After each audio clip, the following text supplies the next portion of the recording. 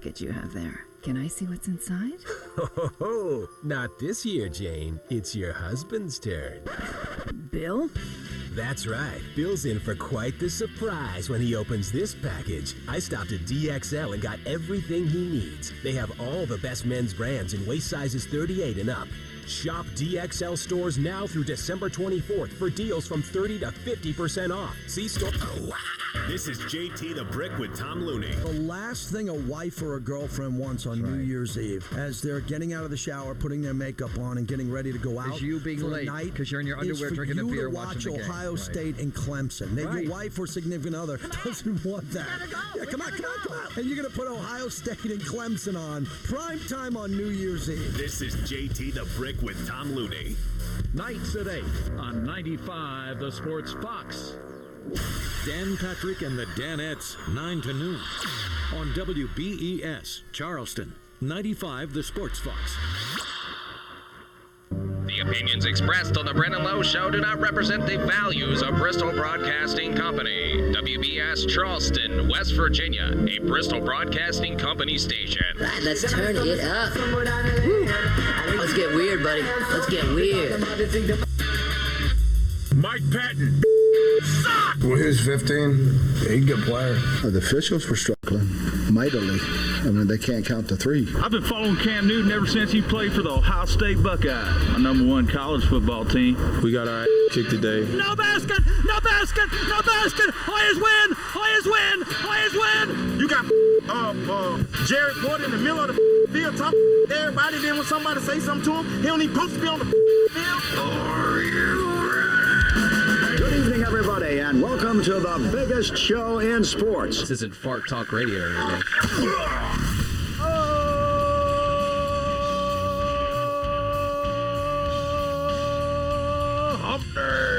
Brennan Lowe Show 95, The Sports Fox. You're out of work, Charleston. Time to talk some sports. Excited to be here with you today.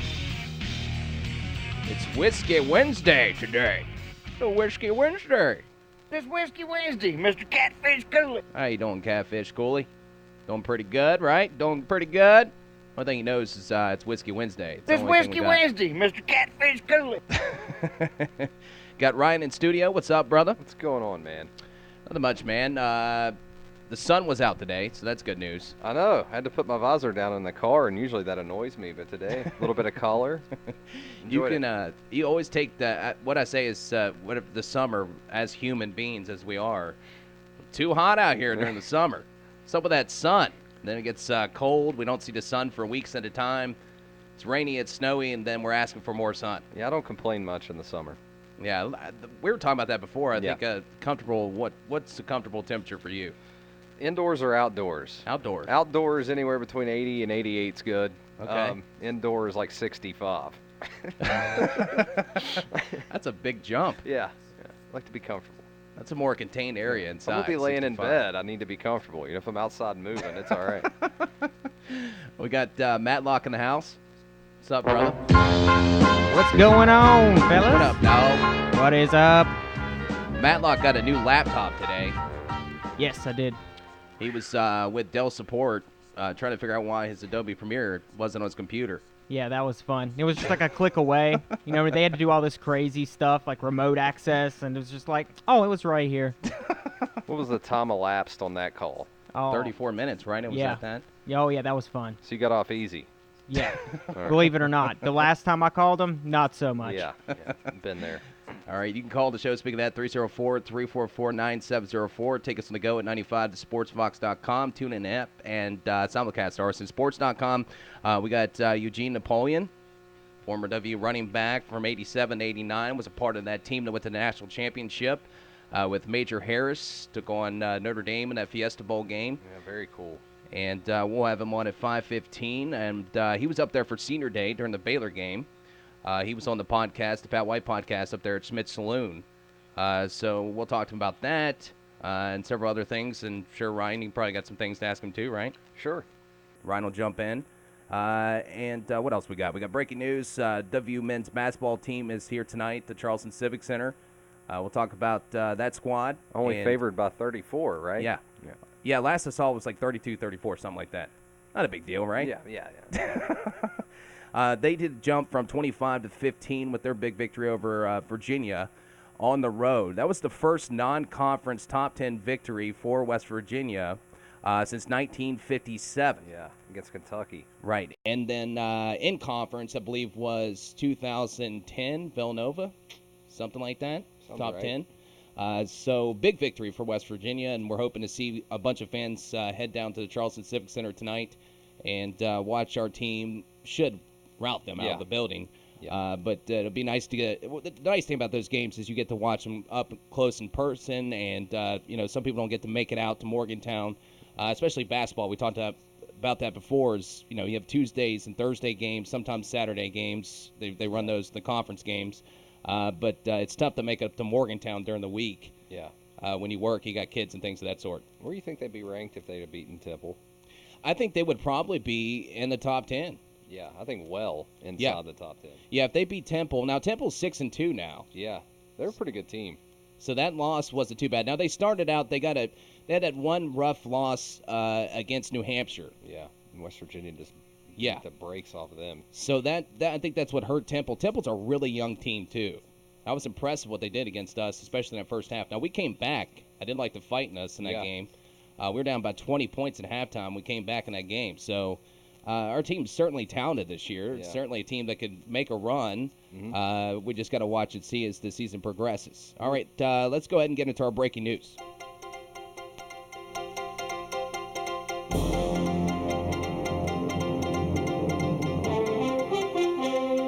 It's time for breaking news in sports, but it's still sports and news. From the Brandon Lowe Show newsroom, I'm Brandon Lowe, and here's the news and sports. That's still sports and news. All right, news and sports. Sports is still news. Stanford star running back Christian McCaffrey declares for the NFL draft. Kind of saw this coming. I think this guy was ready to go to the next level. This is a type of guy, and I saw you say this, Ryan, and also a great bowl game. We were talking about bowl games off the air. UNC and Stanford will take on each other, and you got Ryan Switzer on the other side. Local boy here, and very similar body styles, very similar style play, all-purpose guys, can do a little bit of everything for your team, and a Belichick guy. Yeah, and I think McCaffrey's slotting in somewhere late first round. Yeah. That'd be scary. Yeah, I mean, and, if that's something like someone like the Patriots can still weigh in the draft, that's just not fair. No. Tom Brady to Christian McCaffrey. Line him up in the backfield sometimes. I mean, yeah. Because that offense is so interchangeable with those type of guys. They could do pretty much anything they wanted with him, so that would be extremely scary. Tom Brady by himself with the guys he has now, scary enough. Throw a guy like Christian McCaffrey in there, and that might get a little out of hand. Yeah, and, his whole career, I mean, he's never had the marquee name wide receivers, but it seems like he gets those guys that just fit into that system, and when you watch McCaffrey and Switzer both play, they just look custom built for that slot spot in New England, don't they? Certainly do, and then just look through his numbers. And again, I say this, I always thought Christian McCaffrey really got punished for playing on the West Coast of the Heisman stuff. I think a lot of these guys, they watch a lot of this East Coast football stuff, Pac-12 games on late. Unless you're a writer or somebody in the media in the Pac-12, you're not paying too much attention to the Pac-12. Here's some of his numbers, too, if you look at it. Heisman finalist, though, in 2015. Now, he finished, I think, last in that voting, didn't he, that year? Third. I think there were only 3. Total more than 3,800 yards during his breakout campaign. Then his 327 all-purpose yards and 16 touchdowns in 2016. So not bad. Not bad. And over 600 touches. I think that West Coast thing hurt Browning from Washington this year, too. Absolutely. That kid should have been there. Yes. There was a couple names. The Peppers kid at Michigan. Yeah. For the Heisman stuff. I mean, I'm not downplaying what he did. He did a lot of good stuff. But he had 751 all-purpose yards. Now, he did play defense and offense and return punts and kickoffs, I think. Did he do kickoffs, too? Oh, yeah. I was more bothered by D.D. Westbrook than him. Yeah, having D.D. and Baker Mayfield. Now, Baker Mayfield did have the highest quarterback efficiency numbers and things of that sort. So he did deserve to be on there. But, I agree with the D.D. Westbrook thing. Yeah. You could have put a Browning in there. Yeah, I think Browning should have went above both of those two guys. All right, Boomer Esiason from CBS Sports says the Browns, speaking of Tom Brady, would be undefeated with Tom Brady. You see this story? No. He appeared on Inside the NFL. Esiason, Michael Irvin, and Brandon Marshall were all asked what the Browns' record through 11 games would be this year if Brady was on the team. Marshall said they would be 6-5. Irvin said 9-2 or 8-3. Esiason said undefeated. What do you think? I don't think so. No. I'd say 3-9. Well, here's the problem with that, and we've talked about this before. You can have a great quarterback, but you need a great staff, a great coaching staff. You need a great head coach. You also need some of those guys around you, and also, by the way, you need an offensive line. Anybody looked at Cleveland's defense? Yeah. Yeah, that's what I'm saying. No I mean, way. it takes a whole team effort to be undefeated. Right. Your whole team has to be on the same page. Now, Tom Brady certainly probably get his numbers if he's not scrambling for his life. Right, and which he would be a lot of times. But I don't think they'd be undefeated. No, I don't think they'd be close to 500. Would they be winless? No. No. They would have won a couple games. Yeah, I'll give sure. you that. That's about all. But 6-5, maybe not really. But that's the closest I would agree. Yeah, I would put a cap on 4 wins. That would be the most I would give Cleveland with Tom Brady and no one else. All right, saw this story too. Coach Cal over Kentucky grieved over the UCLA loss for 24 hours. He sat in a recliner chair and told everybody to leave him alone, watch a little TV and watch some of his Alaska shows, war stories that inspires him. And he let the dogs come around him. No one else. Dogs can sit with me. I'll let it go after 24 hours. Hey, you want a coach that cares? Yeah, and that's what he said. He said, if you're a coach in this game and you really enjoy winning as a team and losing doesn't make you so miserable that, you want to quit, but you hate losing, then, hey, you're in the right place. But if those things start to lose their luster, so to speak, then you shouldn't be in this whole profession. Yeah, and someone who's been through as many wins and losses as he has, to see him still care that much at a program like Kentucky, it's kind of an encouraging thing if you're a Kentucky fan, I think. And it's funny because not very many losses. Well, yeah, a lot more wins than losses. I guess I should have said that. All right, Cavs, LeBron James downplays decision not to stay at Trump Hotel. I wanted to mention this just because LeBron James, and we've talked about this before, I just don't understand, one, why this is a story, because we do know why LeBron James, where he sat with the political race. Right. He was there at the Hillary Clinton rally. He spoke against Donald Trump. But I don't understand why, when he's asked about this type of stuff, he just doesn't speak his mind. Yeah. Why is he always beat around the bush, so to speak? Why is he always like, oh, well, it's not a problem with Trump. It's just I don't want to stay in the hotel. Now, this is the first time ever he's done this. Yeah, I mean, we all know the answer. So yeah, it speaks for itself. yeah. So that's the point of bringing it up is, LeBron, I guess, I feel like he wants to be coached, right? But he doesn't want to be coached. Yeah. Like Tyronn Lowe giving him those words in Game 7 NBA Finals. He was going around to all the coaches going, why's Coach Lowe saying this to me? It's like, if you want to be coached, let him coach you. LeBron's always going back and forth with things and never understand. That's my frustrations with LeBron. Yep. All right, Sports Roundup. This coming from your boys over there at Charleston Gazette-Mail. W Women's Soccer team finished the season number 2 in both the National Soccer Coaches Association of America and TopDrawerSoccer.com top 25 polls, finishing 23-2 and 2-8-0. Conference lost national championship, of course, against USC. In the men's soccer side, Jack Elliott has been named to the All-Great Lakes Region First Team by the NSCAA. He was a senior defender, scored 2 goals and an assist while anchoring a back line that recorded record-setting numbers. He also had 8 shutouts. Wow, good deal. So good stuff there. Yep. Football news, too. American Football Coach Association on Tuesday named West Virginia University football coach Dana Holgorsen as District 4 Regional Coach of the Year, which makes him a finalist for the AFCA National Coach of the Year. Also, a couple players making that All-Big 12 team, AP All-Big 12. Justin Crawford, second team. What was the other ones? Douglas was on first team. Yeah. Tyler Orlowski was also on that. The Bosch kid was there. ESPN, though, and I know we got a lot of things to say about ESPN. Yeah. But got to give them a little bit of love here. They had Dana Holgorsen and Rasul Douglas, which finished second voting for the AP, like we just said.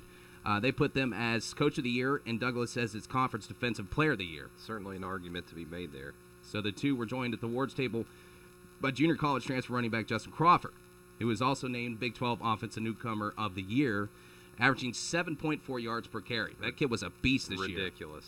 Yeah. I knew he was going to be good. Yeah. I didn't know he was going to be that good in his first year. Now, our offensive line was really good this year. Yeah, it was, and that's going to be maybe a little bit of a problem next year. But, this offensive line, that's something you touched on right there that's not spoken of enough, I think, among WU fans. They did a really good job this year. All right, let's go to break. When we come back, we should have Eugene Napoleon on the line. We'll talk to him, former WVU running back from 87-89, played and was a part of that national championship run with Major Harris. You can call the show 304-344-9704. Back after this, Brandon Lowe Show, 95 The Sports Fox.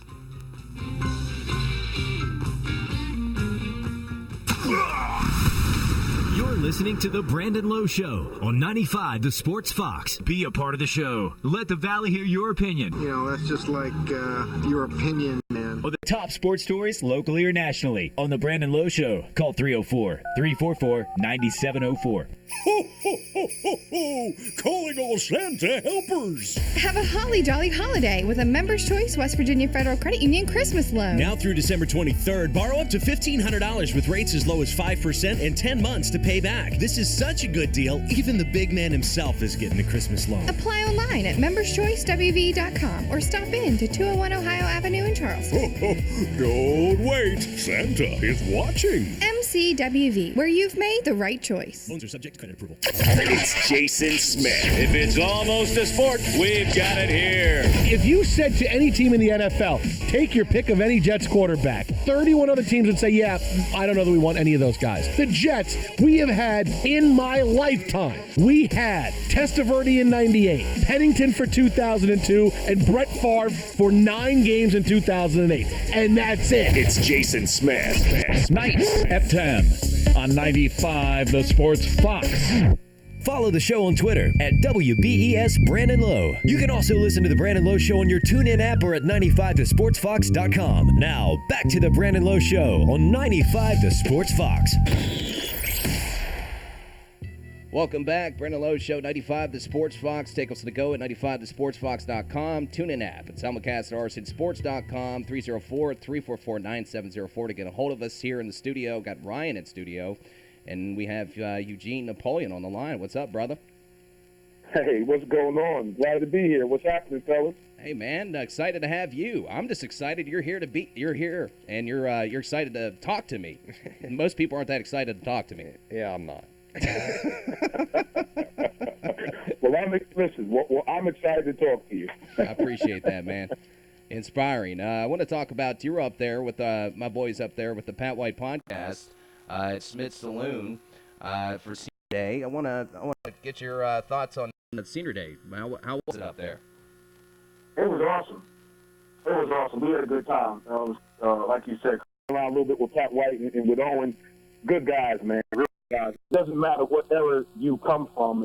Once a mountaineer, always a mountaineer. So we're all mountaineer brothers. So it was a lot of fun, and it was really good to see those seniors, first off, go out with a big win like that and get 10 wins, you know, to go to accomplish a 10-2 record. I don't care what anybody says. It's always good to win 10 games. I don't care what anybody says. I don't care who you're playing against. It's hard to win 10 football games. Totally agree with that, brother. And what was your Senior Day like? I want to get your story on your Senior Day. Oh man, it was, you know what? It was bittersweet, and for obvious reasons. The last time that you know you're going to take the field, at Mountaineer Field, and last time you're coming through the tunnel, that part of it was really a little bit sad, but the best part when you go out again and you win on Senior Day, it kind of brings a little bit more of a smile to your face, it lightened the situation a little bit. But I remember, I told you the story, Coach Nealon was a stickler for what you wore on the field. And in my Senior Day, I remember I had these Lee towels on my pants, and I used to wear my towels long. And he's coming around with a pair of scissors, and he gets to my locker, and he says, Eugene, you have these towels on the right. Take those towels off. So he proceeds to cut the length of my towels. But all in good fun, of course. We went out and we won the game, and more importantly, just to be be part of something like that, I think that each senior, if you ask each senior that ever played at WVU that question, each to a man is going to have their own memorable experience, but it's something really special, man. I can't put words to how special it is. Again, first off, to take the field in the darn old gold and blue, but to do it in a way where the last time that you're going to be in that field, you win a football game, it's something really, really special about that. You mentioned Don Nealon, and I've spoken to your guys, Reggie Rembert and Major Harris, about Don Nealon before. I want to get your thoughts. What did Nealon mean to you?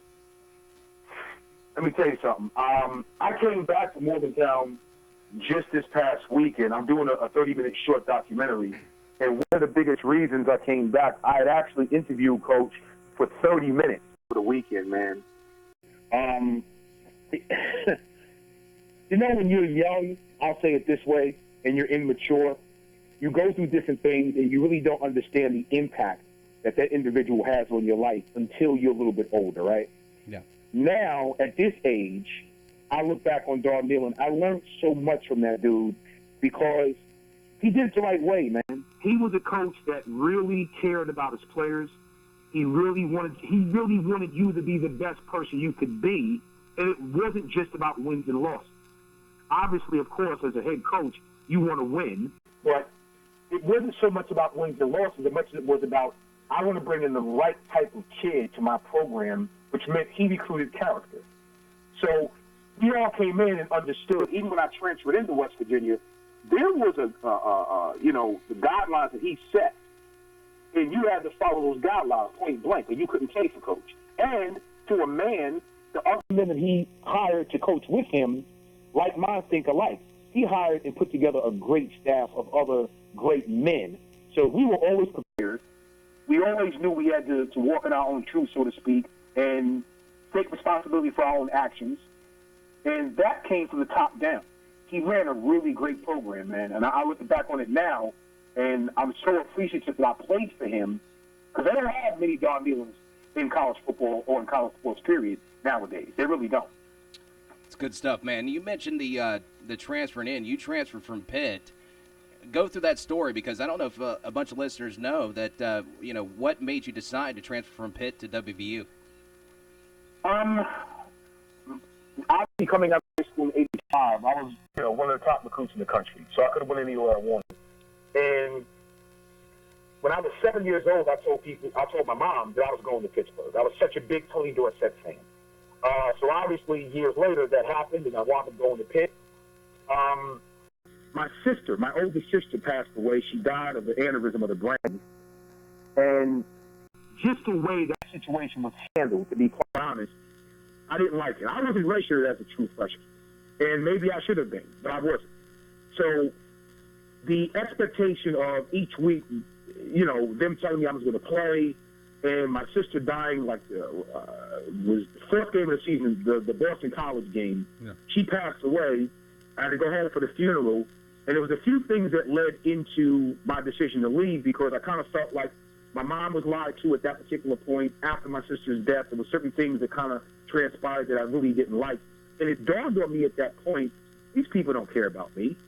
They don't care about my family. This is all about winning football games. So we actually came to Morgantown that following the fifth game of that season, my freshman year at Pitt. And I knew then, to be honest with you, that I was going to transfer. I just didn't know exactly where, because again, like I said, the year prior, I was one of the top recruits in the country, could have went anywhere. And my actually decision came down between Pitt and Oklahoma. And I decided to pick Pittsburgh because of being such a big Dorsett fan. When it came down to transferring, I sat back and I took 5 more visits. And once I came to Morgantown, quick funny story, there was an older couple on High Street at the Boston Beanery. I'll never forget it. They were so warm and so just, it made me feel like home. I mean, that older couple, the way they sat and talked to me as if they knew me for years, it wasn't the feeling like they were talking to an athlete.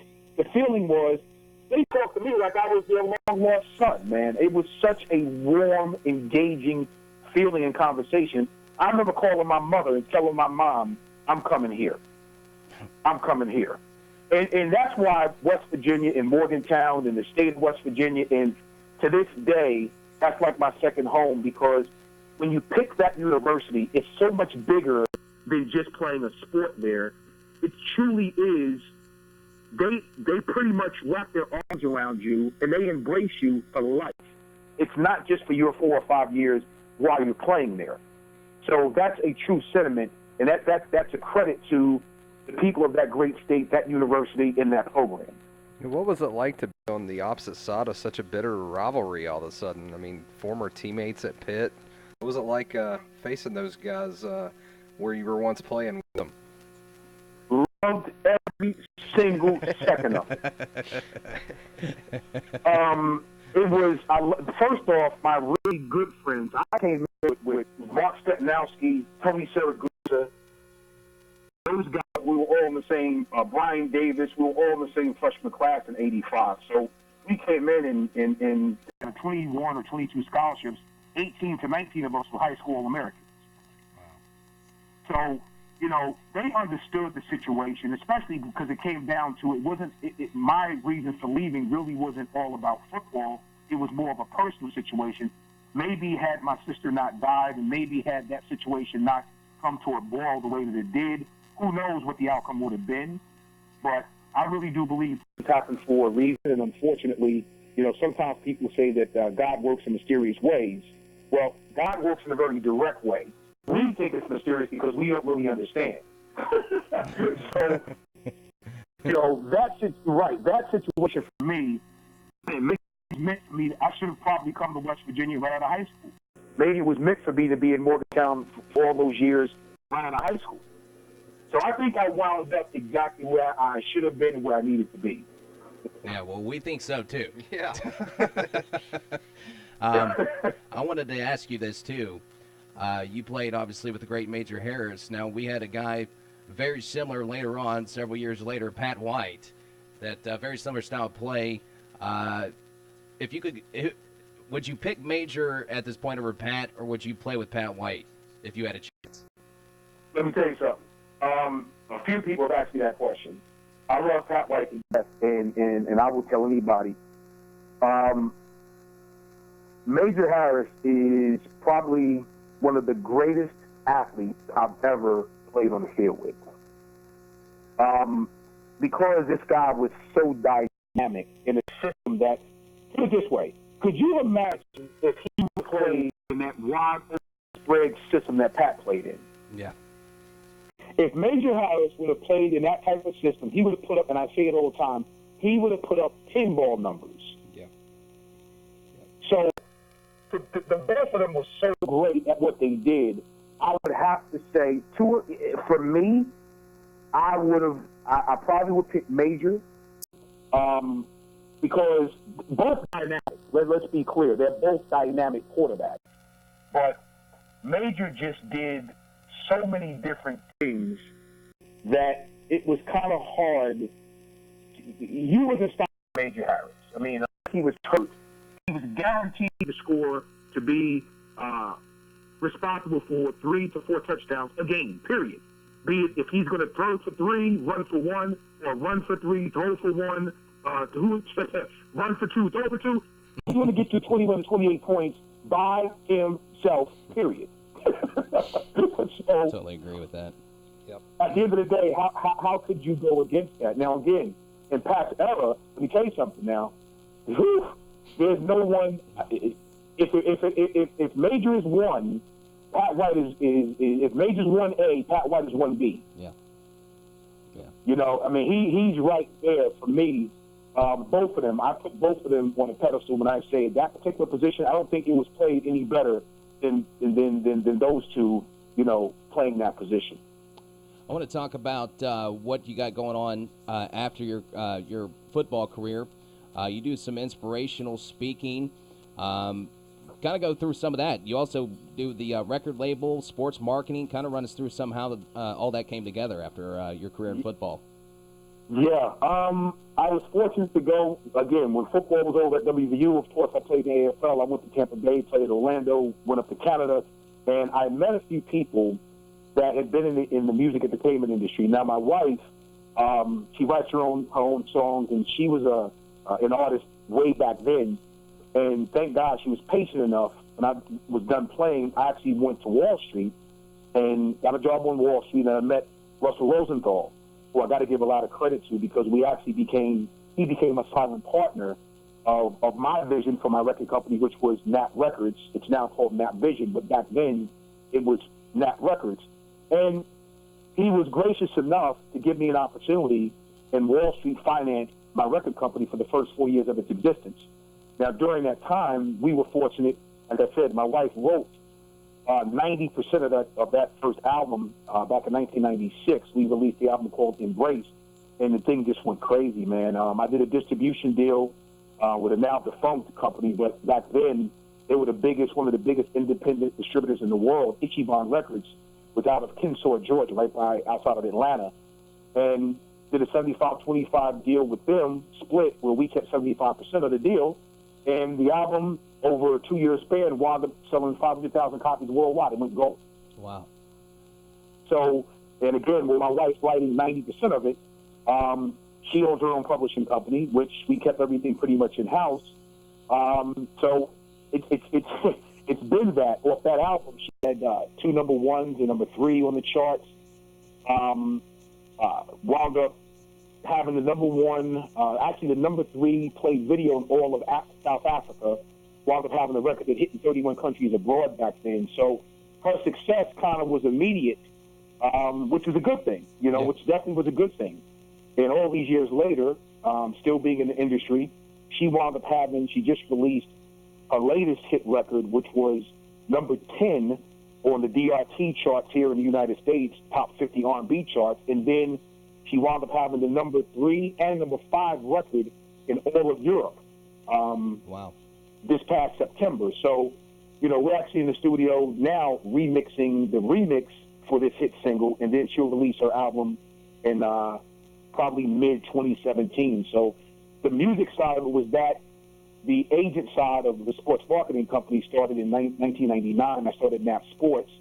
And just interesting. I mean, just learning from, being around the industry and playing and being around sports agents my career, I fired all of my agents and wound up negotiating my own contract.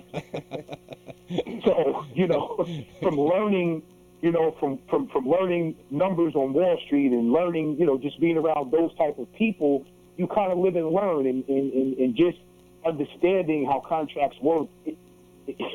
I'm not advocating that anybody does it if you don't know what you're doing, but I will say this. No one knows what you're worth more so than you. So at the end of the day, for me, starting my company, I got a lot of clients so quick that at one point I had 22 clients, and Cheryl Swoops, the great Cheryl Swoops, was one of my bigger clients.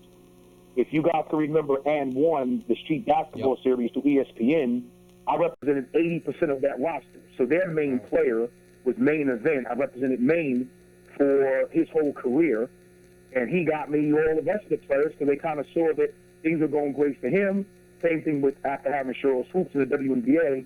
I got a lot of the WNBA players, and it was a good thing. I had some players playing overseas professionally. So for about 10 years strong, between the record company and the sports marketing company, it was just a really, really good thing. Now, it was a lot of sleepless nights because when you're juggling that much, it was a lot going on, but it all worked out. Certainly great stuff, man. I mean, I thought I accomplished a lot in my life. Well, I want to say this. I got to give a shout out because my boy Mike Dunlap. Yep. I got to give a shout out to Mike because if it were not for him, he set this up. So I got to give a shout out to my dude. Yep. He has his deal. You can check him out at the talking to the mic. Yep. .com show. That's his, and www.talkingtothemic.com. I definitely got to give him a shout out. I appreciate that dude hitting me up and asking me to do this, so I definitely appreciate it. Yeah, man, we appreciate you coming on too. And before I let you go, though, you got a children's book out here soon too, right? Say it again. I'm sorry. You got a children's book coming out too, don't you? Yes, I do. Yeah, I actually wrote a book back in 2006, Dream Real, that wound up becoming a Barnes & Noble's bestseller. So I was really excited about that. And I just penned, about 3 weeks ago, I completed a children's book that's probably going to be for the age range of first grade through 8th grade.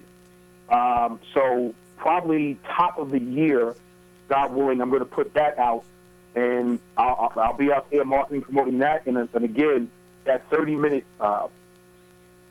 documentary that I was just talking about with Coach Neal, and he's going to have a little segment in there as well. Both those projects I'm going to put out probably the first quarter of 2017, and I'm looking forward to both of them, especially the kids' book, simply because being in special education as an educator for all these years as well, you start to see what's going on around the country with reading literacy and all these different things. And, I'm not the kind of person, if you see something that's kind of not going right, you don't want to sit back and not help. So for me, I'm like, you know what? I want to put something out that's a really easy read.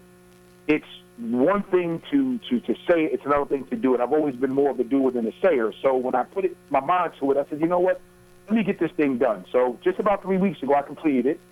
And hopefully, if you guys are seeing the characters that are being drawn from the great Jeff Moores, this dude is so talented, I actually stepped to him to maybe do the illustration in my kids' book. And so we've been talking back and forth about that over the last few days as well. So hopefully he'll come on board and do the illustration for me. And, that'll be a done deal. So I'm looking forward to that as well. Well, man, I appreciate you coming on, and Mike Dunlap setting us up. You're always welcome to come on the show anytime you'd like, and be looking out for that kid's book and a documentary. My son's in first grade. I got a little girl that's 2, but I got a boy that's in first grade, so I'll be looking out for that book too. Oh, listen, definitely, and I will definitely keep you posted and let you know. Man, listen, you guys, thank you for having me on. I appreciate it. We already know. Go Mountaineers. I got a lot phone calls and text messages from some of my buddies who played at Miami, so they're talking a whole bunch of crap.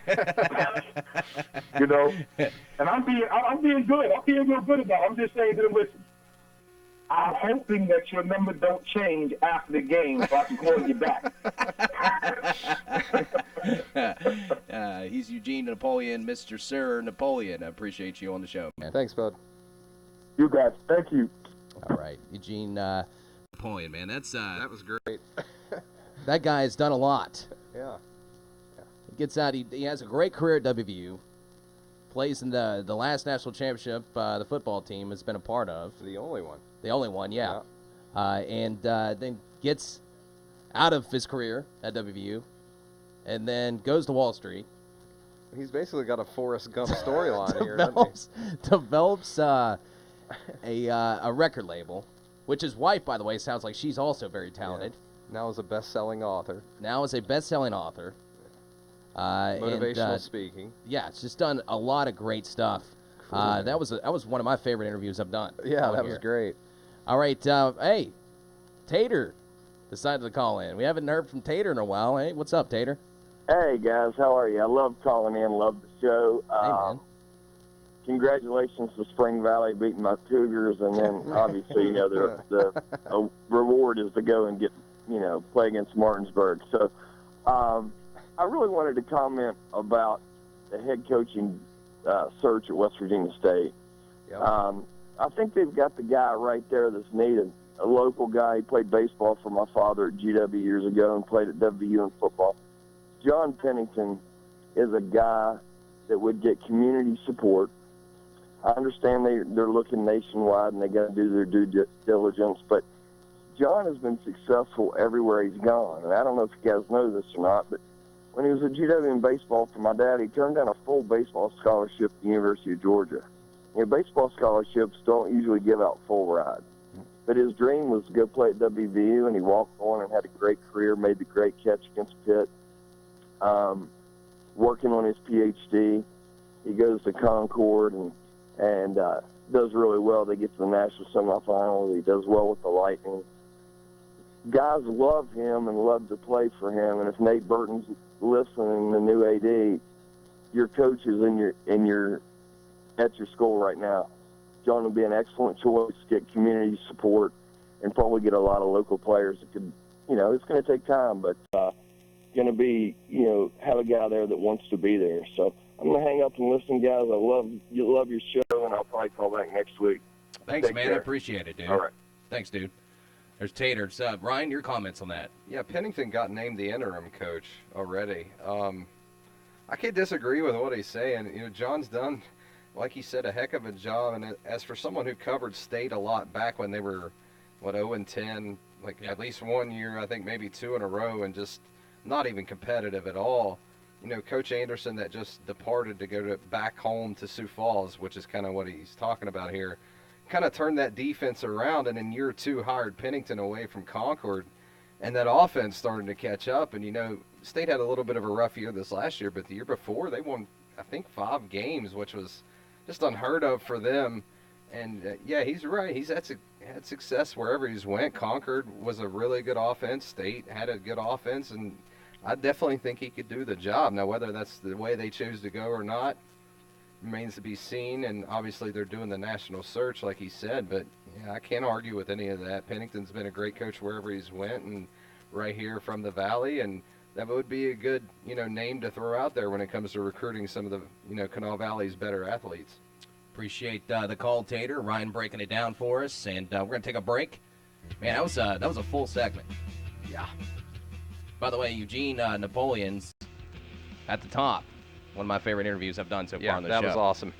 Good stuff. All right, you can call the show, like Tater did, 304-344-9704. Back after this, Brandon Lowe Show, 95 The Sports Box.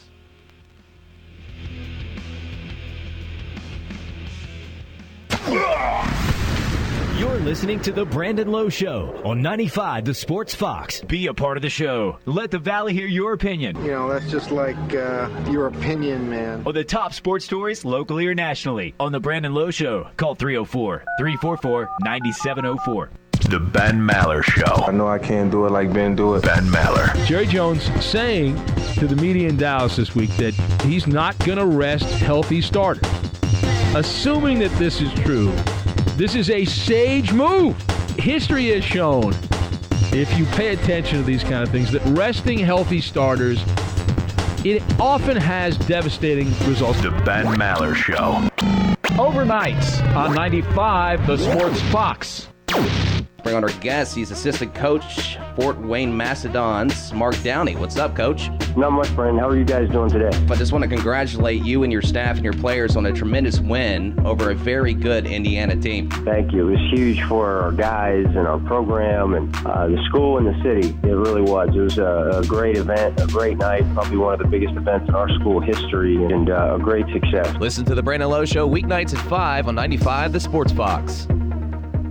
Follow the show on Twitter at WBES Brandon Lowe. You can also listen to The Brandon Lowe Show on your TuneIn app or at 95thesportsfox.com. Now, back to The Brandon Lowe Show on 95 The Sports Fox. Again, I want to thank Eugene Napoleon coming on the show, former WVU running back, number 33. 87-89 with Major Harris. You had Rembert on that team. It was amazing, too, he said, and I think we tend to forget this because we hate Pitt so much, but Pitt has had so many good players to that program. Look in the NFL right now. Yeah.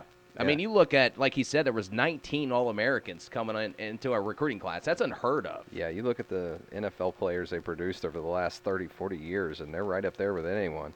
By the way, a guy by the name of Dan Marino also played there. Larry Fitzgerald. Yeah.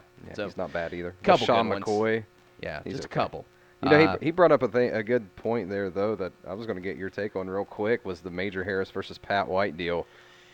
Yeah, I mean, I think he hit it right. And I think, and this goes back to when people ask me what my top 10 or top anything is in any type of sport. As we know, sports progress, and the way people run their offenses and things of that sort are different. But if you want to go errors, you certainly Major Harris is right there at the top. But, if Major Harris was in a wide-open, spread-it-out system, that would be scary. He was 15 years too early. Yeah, I mean, and a lot of people forget, too, Major Harris had one hell of an arm. He was, I don't even think if you're going to compare the two as far as who's the better thrower, it's not Major close. Harris all the way. And that's kind of what I think Major, if you put him in Rich Rod's offense, he would have succeeded. But I'm not sure the other way around. I'm not sure Pat White would have been a great Don Nehlen quarterback. Right. Yeah, I have to agree with that. And now, but we do have to also go back to the fact that Pat White was recruited for that style, right? Yeah, absolutely. So that's what we have to go to. But the thing is, that what's so remarkable about Major is you could put him in that style of offense. Yeah. He was interchangeable. He would adjust himself, use his skill set to be still good in any system he's in. And people forget he was so strong, too, as a runner. I mean, it was hard to tackle that guy. Now, Pat White was hard because you couldn't catch him. Right. But Major was hard because he'd run over you. So he was pretty much the total package. Yeah, he was. All right, W men's basketball team tonight at the Charleston Civic Center. Bob Huggins, I think last year, had some comments in regards to the crowd not showing up very much. We do know, obviously, the Marshall game has been, unplugged for now. Mm-hmm. Pull the plug on that. Regardless of, and I know you were ready to come at me with this, but regardless of the fact that this game doesn't necessarily help West Virginia in any way. What's he back there laughing I don't know. I about? heard him laughing just now. I don't know if that was... that's how it normally goes. You look at him and he's got a scowl on his face, like, let me just be kind right now and let him finish talking, and then I'm just gonna cut his head off. Graduates jumped in here. Oh, okay. Yeah, but that's why he's back there. Yeah, he's waiting for it. Then he's gonna jump in. But what I like though with the Marshall matchup with the Classic down there, it was. You had the crowds. It sold out. I think that was the most important part of it is they could depend on those games selling out. They knew that for the most part those games were going to sell out. There's a bunch of Marshall alums and W alums in Charleston. It's mixed up. It's a great environment, too, if you ever go to those games. I mean, regardless. But it's not good for WU, obviously, when it comes to resume. If you lose to a Marshall team, it's not going to help you. It's much like football. You play the football game, you beat Marshall, it didn't help you. If you lose to Marshall, it hurts you. It's pretty much the same in a way. Yeah. It's kind of like being a Florida State fan right now when you play Florida. Just saying. Sorry, go ahead. By the way, did Nick ever get at you about that, your post? I mean, what can he say? I mean, it's been 4 straight years and 7 out of the last 8. I don't think he's got a lot to say anymore. Not this Nick, not Matt Locke over here, our friend Nick. But that's the thing I liked about Marshall and WU down there was because you knew people were going to show up. It had a nice atmosphere. It was both schools were benefiting from it. Mm-hmm. The one thing, though, that Bob Huggins really didn't like, and I'm sure the Western University didn't like, is they're traveling almost 3 hours to get there and 3 hours with traffic to go there. Marshall is traveling 45 minutes to an hour to get there. They're both getting the same pay. Mm-hmm. So I think that's what kind of cut it off as well, too. Yeah. Your thoughts on that? Do you think they should bring it back at any point, or do you think they did the right decision right now? I understand what you're saying about the city of Charleston, and one of the cool things is one of my earliest sports memories. I remember my dad taking me to one of those games. Right. And I think, was it Jason Williams that hit a buzzer beater for Marshall to beat them one year? I think I was there. And, sounds about right. And that was, that was really cool. But I look at it from a WVU standpoint, and it just doesn't make sense anymore. Like you said, traveling 3 hours to come down here and play a school that's not going to help your resume at all. And the thing about it is, Marshall's proven in that building they can beat WVU. I mean, you think about some of the better teams that West Virginia's had over the last 15 years, and Marshall's beaten them. Yeah. And that's not that's a scary. good loss on a resume. Yeah. You're talking hurting your seeding in the NCAA tournament by losing that game, and if you win it, it doesn't help it at all. Right. So I kind of look at it in the same way that WVU looks at it in football. It's just it doesn't do anything for West Virginia at all. Here's my argument against that, though. They're playing Western Carolina tonight, okay? So if we're going to take that argument and say it's not going to help the resume, we might as well, if we're going to do that side, we might as well include the other state school, right? That makes more sense. But here's the thing, too. It would make for, as you said, a more compelling basketball game. But the thing is, it comes down to there is that chance of losing more and it's very than real. Western Carolina. So, you can come down here and beat up on Western Carolina, go back up to Morgantown and be fine. You're coming here to play a Marshall team that could potentially upset you, and now you've got some money, but you took a loss. That's the only really plus I see in this, facing against Western Carolina. Now, what I'd like to see is, didn't we have, like, Florida or someone coming here 1 year, something like that? LSU, somebody. Didn't we have a basketball squad coming here? Well, 1 year we played all the home games at the Civic Center. Remember there was something messed up with the Coliseum, I think. I thought we had, like, Florida or someone coming here. We did have Florida here once, and I think they beat Florida. Yeah. Well, they had Oklahoma here once with Blake Griffin, too. Right, 2007. Yeah. So I like that. If you're going to take away the Marshall and State stuff, and I'm not knocking this game tonight because I think you should certainly, if you have the ability to get down there and see the team, get down there and support the team. I think Matt Wells over there at WVU said I think they've sold like 6,000 tickets so far. I think it's still good regardless with the team coming here because, again, the travel up to Morgantown, a lot of people don't get to get up there as often with the work and the kids and whatever else you got going on. You can't make it up to Morgantown a lot with these basketball schedules. So that's the good part of it, regardless of who they're playing. Right. But I would love to see them, if they're going to take away the whole Marshall thing. It's fine to have these Western Carolina games here and there, but I'd like them to set up something because think about it. If you bring in a marquee team, that thing's going to – packed house. I mean, you're going to sell it out, right? Yeah. The one thing I have against that, though, is you're taking a premier game away from the student body. That's true. When you're a student at a place like West Virginia, one of the reasons you go, one of the reasons I went was, getting to go see events like that, you know. I think about what you're saying. I mean, how cool – it would be cool if it was like an annual W Kentucky game at the Civic Center, like exactly midway between the two schools or whatever, but – once again, you got to keep the students in mind, and you got to keep, how important is W to the economy of Morgantown and the whole area around that. Very true. And that's also a thought, too, when you're talking about bringing premier games here. That's good stuff, man. I like that. I didn't think of that aspect, students. The students going there and seeing those games. Now, if you just did it like every once in a while, bringing a premier team, and I like that Kentucky idea. That'd be awesome. Yeah. Every year. Because there's a bunch of Kentucky fans. Well, and you think of the relationship Calipari and Huggins have. Yeah. I mean, they're really close, so you wouldn't think that would be too hard to get going. I don't know who says no to that. Not just that, but if you bring in Kentucky, you got major networks wanting to carry your game. Oh, yeah. You want to talk about selling out in a hurry. Think of how many Kentucky fans you know around here. Right. I know a lot. Well, Joe Holland down here. Yeah. There's a lot of UK fans right here, so. I'm telling you, I mean, can we set that up? Yeah. I think we're done here. I think we got our idea. Let's cash out, boys. All right, let's go to break. And they can name me the AD up there if they need to. Take the pay raise. All right, real quick, we'll jump into this case for the 18 playoff. We'll give our quick comments on that. How many minutes we going to have left, Matlock? 8 minutes. All right. Make this a short break, please. And which was kind of weird there, right? Yeah. Should have the X-Files music. All right, we come back. We'll break this down. Brandon Lowe Show, 95 Sports Fox.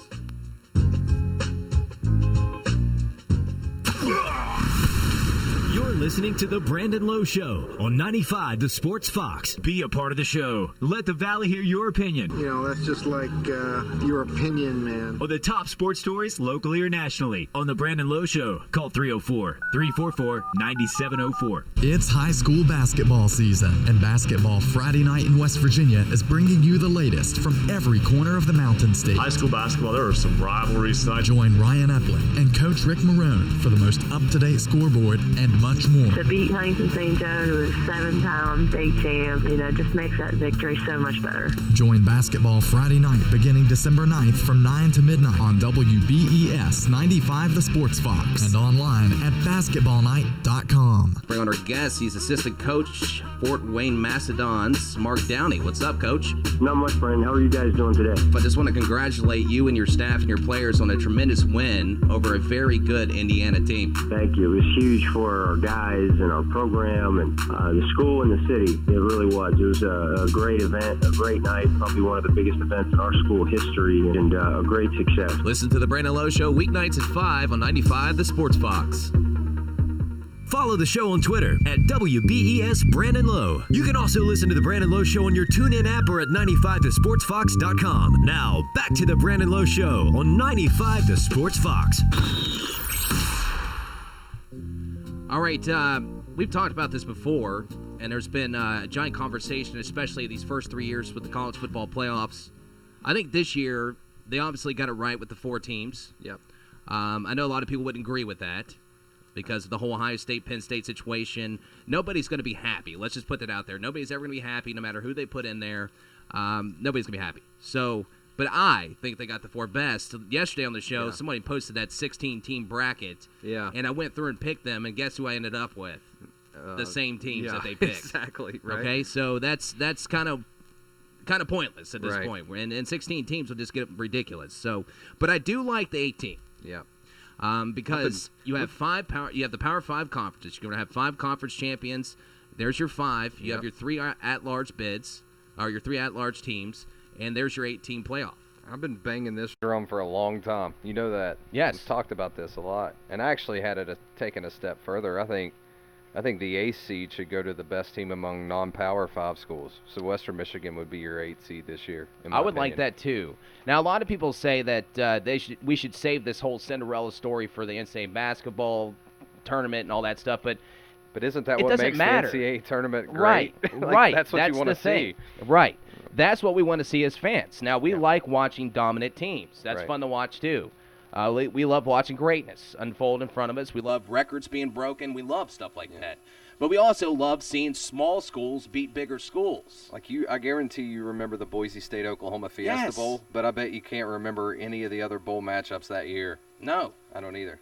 I remember the Statue of Liberty play, Ian Johnson proposing to his girl on the sideline. Yeah. That was great. That was one of the best things I've ever seen in college football. Right. I remember WU. Well, yeah. But that's it. Yeah, outside of that, I don't remember anything. The national, yeah. Right. But, yeah, I don't – that's the thing is, like, that also. You could potentially have a Western Michigan team this year that's undefeated, won their conference, everything, all that stuff.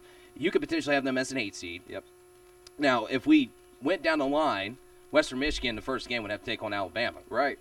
And I even like 8 teams. Let's have the quarterfinals at home places. That's what I'm saying. Top 4 host the first-round games, and then the semis are still like they are now. Right. In the bowl games. Much like, you got the high school football playoffs, and I think in Division II stuff, right, the FCS and all that stuff, they do that too. Yeah, Shepherd's at home in a national semifinal this weekend. Division II, FCS, they all do the same stuff. So you could do that with the big boys in Division I. And I think it would be great. I think the five conference champions are automatic top 5 seeds.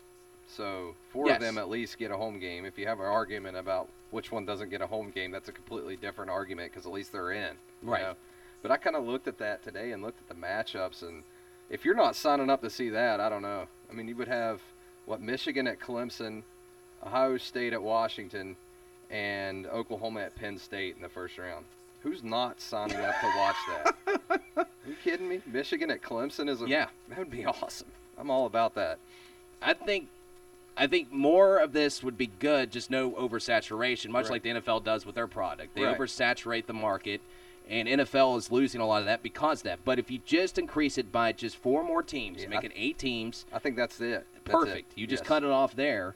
And I said this too. Whenever they said 4 teams, I go, well, there's 5 power conferences. You're losing 1 power conference every year. Yeah, and it's encouraging. Was it Emmert today, the NCAA president, that came out and said he supported it? Yep. That's a big step in the right direction. He said if he was totally in charge of it, he was supportive, and now he has influence. Oh. Let's not as much, if not more, than anyone. Right. So So we'll wait for that to come down at some point too. But I'll be waiting on that one. Yeah. Because I'm sure it's going to come down at some point. I hope so. We're not going to have 4 teams forever because you know how they're going to have to evolve this thing eventually. This is more of an experiment at this point with the 4 teams.